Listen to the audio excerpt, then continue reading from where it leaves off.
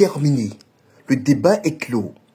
Lors du compte rendu qu'il animait ce mercredi 8 janvier, le porte-parole du gouvernement ivoirien, le ministre Amadou Coulibaly, a clairement réaffirmé la position de l'État de Côte d'Ivoire quant au maintien ou non de la présence militaire française sur son sol.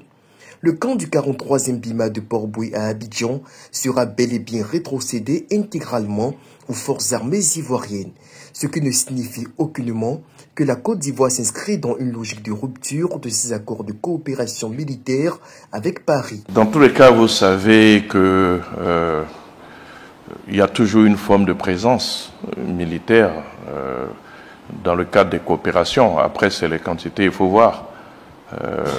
On a des conseillers militaires qui parfois donc sont dans nos états-majors, parfois dans les ministères.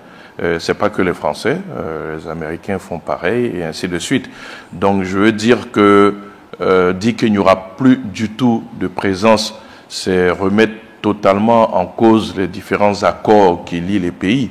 D'ailleurs, dans la plupart des ambassades, vous avez des attachés de défense dont le rôle, justement, est de promouvoir la diplomatie militaire, la diplomatie armée. Donc, ça va continuer, mais ce ne sera pas un camp d'intervention tel que c'était prévu, un bataillon avec les quantités telles que c'était prévu. Nulle part on a dit que l'on rompait toute coopération avec la France. C'est pas le cas.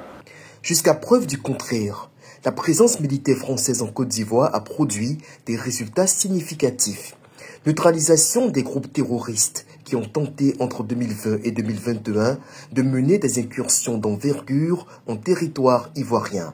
Appui efficace au renseignement dans la lutte antiterroriste, formation et équipement de l'armée ivoirienne. Une coopération fructueuse qui fait de la Côte d'Ivoire un havre de stabilité dans une sous-région en proie à l'insurrection djihadiste qui s'exporte dangereusement depuis le Sahel avec la complicité suspecte de jeunes aux autres de la Russe-Afrique.